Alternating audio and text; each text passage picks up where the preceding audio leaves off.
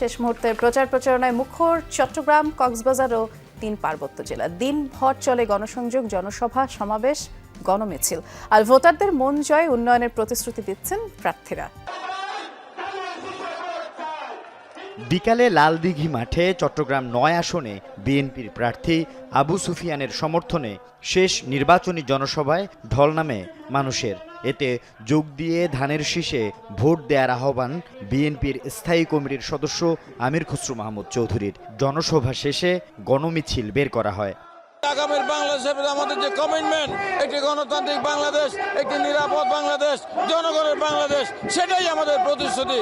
সীতাকুণ্ড সরকারি স্কুল মাঠ থেকে বিশাল গণমিছিল বের করেন চট্টগ্রাম ৪ আসনে বিএনপির প্রার্থী আসলাম চৌধুরী। এর আগে পথসভায় তুলে ধরেন নির্বাচনী অঙ্গীকার। চট্টগ্রাম ১০ আসনে বিএনপির প্রার্থী সাইদ আল নোমানের উদ্যোগে হালিশহর পাহাড়তলীতে ফ্রি মেডিকেল ক্যাম্পে বিনামূল্যে চিকিৎসা সেবা দেয়া হয়। এছাড়া দিনভর চলে গণসংযোগ। বিকালে উত্তর রাউজানে স্কুল মাঠে বিশাল নির্বাচনী জনসভা করেন চট্টগ্রাম ৬ আসনে বিএনপির প্রার্থী গিয়াসউদ্দিন কাদের চৌধুরী। সন্ত্রাসমুক্ত উন্নত রাউজান গড়তে ১২ ফেব্রুয়ারি ধানের শীষে ভোট চান তিনি।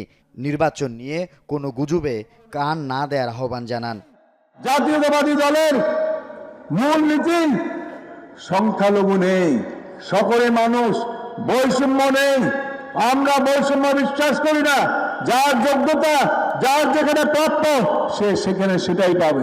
জামায়াতের প্রার্থীরাও শেষ মুহূর্তের প্রচারণায় ব্যস্ত। সাতকানিয়ার ডেমসা সহ বিভিন্ন ইউনিয়নের গণসংযোগ করে দাঁড়িপাল্লায় ভোট চান চট্টগ্রাম ১৫ আসনের জামায়াতে ইসলামের প্রার্থী শাহজাহান চৌধুরী। শেষ দিনে নির্বাচনী ইশতেহার ঘোষণা করেন চট্টগ্রাম ১০ আসনে জামায়াতে ইসলামের প্রার্থী অধ্যক্ষ শামসুজ্জামান হেলালি। উন্নত নাগরিক সেবা, কার্যকর উন্নয়ন, দুর্নীতিমুক্ত প্রশাসন ও ইনসাফ ভিত্তিক সমাজ গড়ার প্রতিশ্রুতি দেন তিনি।